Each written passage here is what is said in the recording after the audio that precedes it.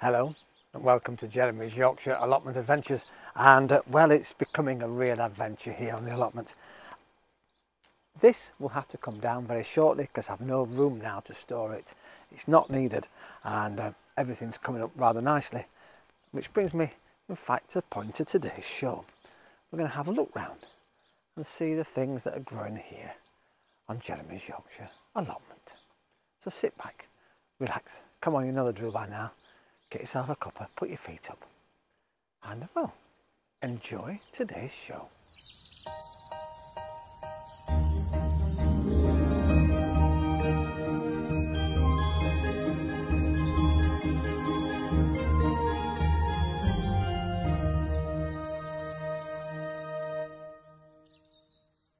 I thought I'd do a bit of filming in the sunshine next to my sunflowers, progressively getting taller as the days go by. But what's incredible, I think I've filmed about this before, this here is about, I don't know, it's 2 foot high now, and it's got darkening of leaves and all those things. I'm not quite sure what sunflowers they are, and this is the really exciting point, because I put them in, and of course they were in the tubs with the names written on, and so it could be anything. The way they're going though, they do look like giant, or they could also be the red ones with lots of red sunflowers on. These three are identical plants, and it's just incredible the way. And there's a little one here coming up, again same variety but not as tall, and well, that's doing well. That'll struggle, but it'll get there eventually. What's fascinating is the speed in which they grow. This one here, which I said about 3 foot now, was this size only a few days ago. We've had some rain, only a little bit the other night, just a small amount of rain. And somehow when that happens, even though I've got water butts here and I water from those, there's something magical about the normal rainwater. And when that comes, the plants seem to go, oh, it's rain, I like it, vroom, vroom. And these really have gone vroom, and just stunning. It's interesting, they've got these mottled leaves, and I thought something was wrong at first, but they've all got them. So it must be how these ones are, and looking forward to seeing what they produce. That's the magical part, when you forget and it's not put your tags in the ground when you thought you had.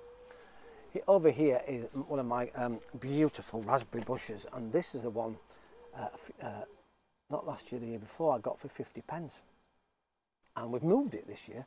It's here, and down here there's another little baby one, and that's from this season. So this has been moved this year.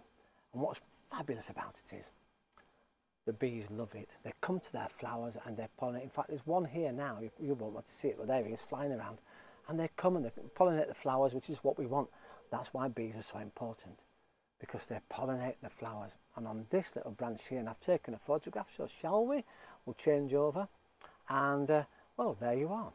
I've gone to a tiny square in the corner, and you're looking at a beautiful formation of some raspberries, and I look forward to it. These are just normal raspberries.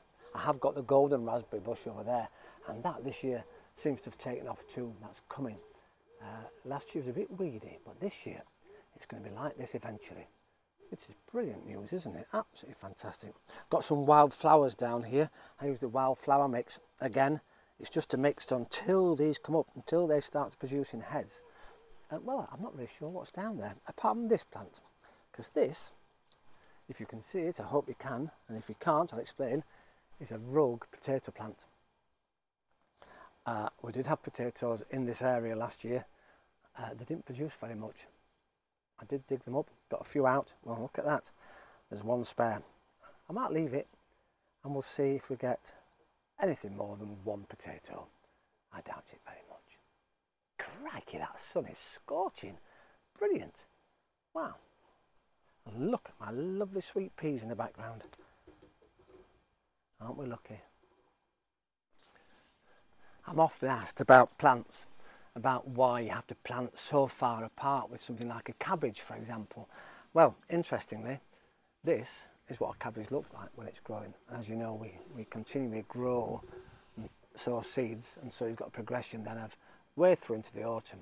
October, November, hopefully, we'll be picking these from the ground. Got lots in at the moment, we'll put lots more in, because obviously once I dig my potatoes up, bang, straight in. Be fantastic, won't it? Anyway, why do plants fall apart? Well, they don't look very big, do they? You think, oh, that's fine. Why am I planting that 18 inches, 24 inches apart? All those things we have to do.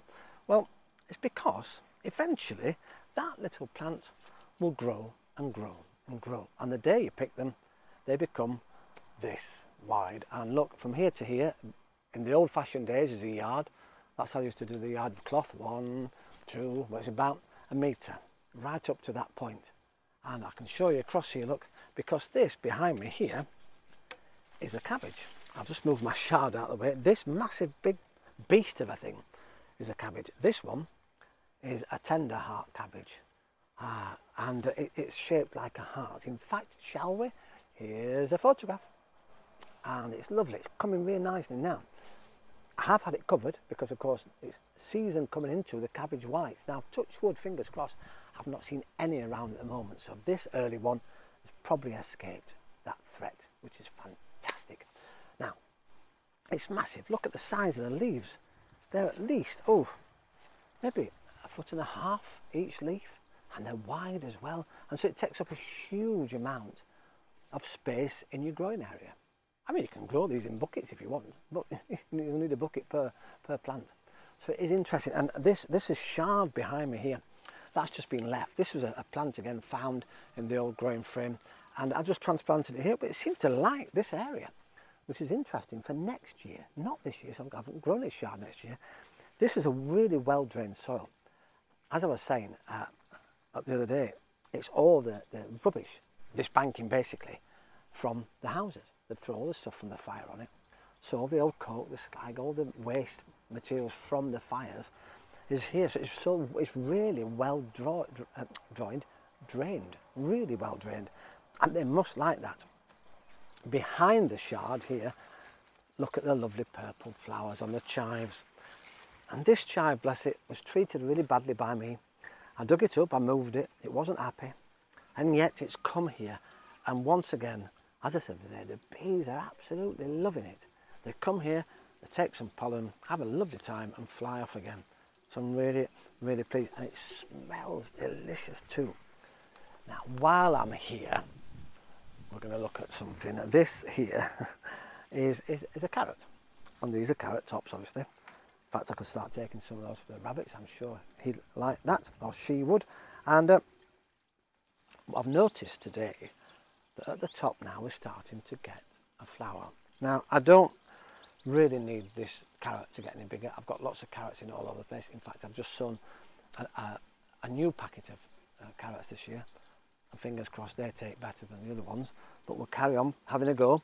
So we've got a little flower head here. I'm going to let that turn to a flower, because I'm going to see if I can get some seeds from this beauty for next year. Won't that be fantastic?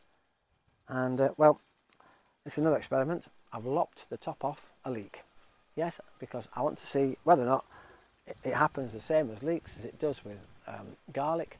Garlic's always advisable, if they start to flower, take the flowers off, because then again they produce all their energies into the bulb and the bulb becomes bigger, rather than producing a lovely flower, which looks nice. I have to admit, they look absolutely beautiful, but I don't want them. I want a lovely, massive chunk of garlic. Once again, thank you very much for watching Jeremy's Yorkshire Allotment Adventures. I've had to put my jumper on, or my fleece anyway, and it's got a bit chilly. It's a little windy here on the allotment, and well, I'm having a cuppa. I hope you enjoyed this little tour of what's happening here. It's brilliant. Everything's bouncing and booming up. It's just fantastic. And well, I can't wait to get these strawberries. Once again, thanks ever so much for watching. Thanks for your comments. Hello to all the new subscribers. And I'll see you here very shortly on Jeremy's Yorkshire Allotment Adventures. Cheers for now.